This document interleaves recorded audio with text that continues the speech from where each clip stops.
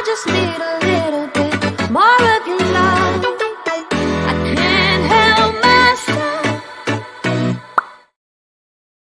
네, 키키님, 선생님 저희 강아지가 13살인데 한 달 반 전쯤에 쿠싱 검사했을 때 수치가 안 높았는데 입원해 했을 때 쿠싱이라고 진단을 받았어요. 근데 다음 단뇨가 기본 임상 증상이라고 하시더라고요. 그래서 음수량 체크해보니 500ml 정도여서 말씀드렸더니 임상 증상의 대표가 다음 단뇨라고 임상 증상이 심해지면 약을 처방하겠다고 하시더라고요. 쿠싱이 임상 증상이 없으면 약을 안 먹이는 게 나을까요? 강아지 몸무게는 9kg입니다. 네, 키키님, 예전에 쿠싱 얘기 들었다고 제가 일단 검사해보세요 이렇게 말씀드렸었고, 그때 검사를 했는데 쿠싱이 아니었다 라고 나오셨다는 거였고, 지금 최근에 다시 검사했더니 쿠싱이 나왔다 라고 하는 거죠. 지금 키키님 말씀하신 것처럼 쿠싱 수치가 나오더라도 쿠싱과 관련된 임상 증상이 없으면 쿠싱약을 먹이지 않는 경우도 많이 있습니다. 그렇다면 어떻게 해야 되느냐? 주기적으로 검사를 해야 됩니다. 쿠싱 검사를요. 근데 아마 쿠싱 검사를 했다면 혈액으로 이제 쿠싱 검사를 하잖아요. ACTH 검사라든가 아니면은 이제 덱사메타손 검사를 했을 텐데 그 검사만 하지 않았을 거고, 아마 혈액 검사, 일반적인 혈액 검사, CBC 검사와 혈액 화학 검사를 같이 했을 거예요. 그때 다른 혈액 검사상의 수치가 어떤지를 좀 알아야 됩니다. 일반적으로는 쿠싱 증후군이 있는 아이들 같은 경우면 쿠싱 수치가 당연히 높게 나오겠지만 간 수치라든가 이런 것들도 좀 같이 높게 나오는 경우들이 있거든요. 만약에 그랬다면 간 수치를 좀 떨어뜨리는 약, 그러니까 쿠싱하고는 상관없이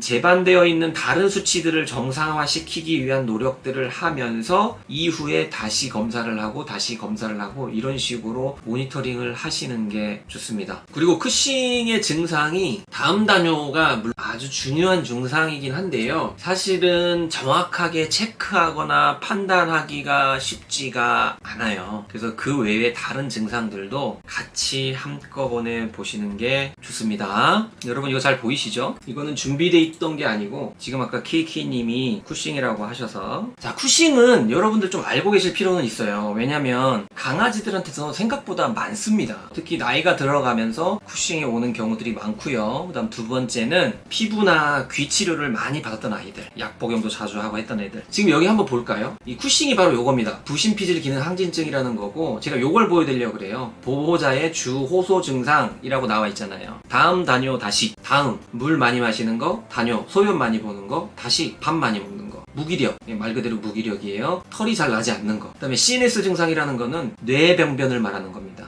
뇌성 질환을 말하는 거예요. 요거는 정말 심해졌을 때 나오죠. 발작이나 건태나 행동 변화 등이 있을 수 있다. 그 다음에 탈모가 나옵니다. 그 다음에 요 우측에 보시면 팟벨리라고 하는 건 뭐냐면 여기 맨 왼쪽에 있는 강아지 배처럼 배가 볼록한 겁니다. 배가 볼록 이렇게. 이거 살찐 게 아니에요. 살찐 게 아니라 간이 부은 겁니다. 키키님이 간 수치 높다고 하셨잖아요. 보통 이런 아이들이 간 수치가 높아요. 간이 부어요. 그리고 그 다음에 피부가 얇아져요. 우리가 이게 피부를 이렇게 당겨봤을 때 피부가 되게 얇다는 게 느껴지시고, 그 다음에 근육량이 떨어지고, 팬팅이라는 거는 되는 걸 말해요. 그리고 조금만 운동해도 호흡곤란이 잘 일어나고, 그 다음에 피부질환, 여러 가지 피부질환이 잘 일어나요. 이런 게 쿠싱의 주 증상입니다. 자, 여기 보시면 나오잖아요. 여기 보시면 아까 키키님 말씀하셨던 것처럼 간 수치 올라가잖아요. 이게 지금 간 수치란 말이에요. 그 다음에 이게 콜레스테롤 수치예요. 콜레스테롤 수치 올라가잖아요. 즉 쿠싱이 되면 이렇게 간 수치라든가 콜레스테롤 수치라든가 이런 것들이 많이 올라갑니다. 지금 여기 보시면 치료하는 거는 약물이에요. 약물. 이런 약물로 치료하는 건데 제일 중요한 게 요 내용입니다. 요 내용.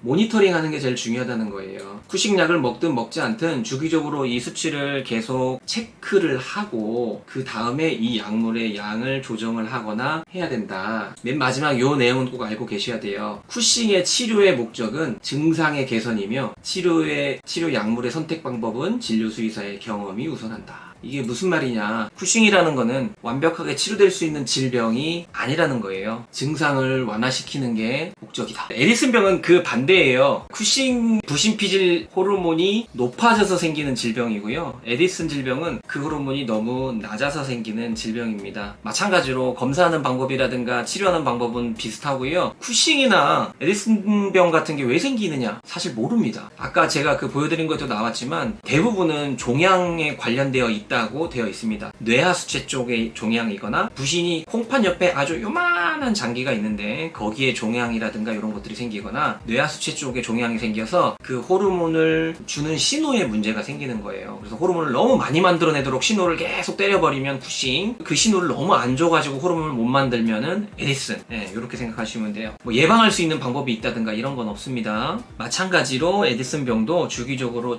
다시 모니터링을 하면서 체크를 받아야 됩니다.